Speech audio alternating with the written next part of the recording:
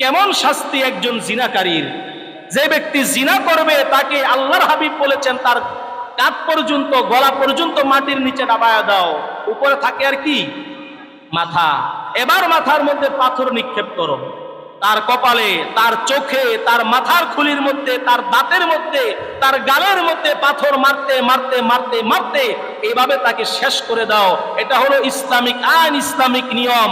আজকে বাংলার জমিনে যদি এই নিয়ম থাকতো যে মাটির নিচ পর্যন্ত, গলা পর্যন্ত মাটি দিয়া ডাবায়া মাথার উপরে পাথর নিক্ষেপ করে দর্শনকারীর বিচার করা হবে, বাংলাদেশে একজন মেয়েও দর্শিত হতো না, ঠিক কিনা?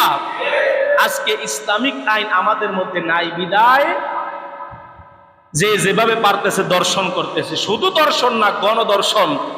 এখন তো শুধু দর্শন হয় না, এখন হয় কি গণদর্শন।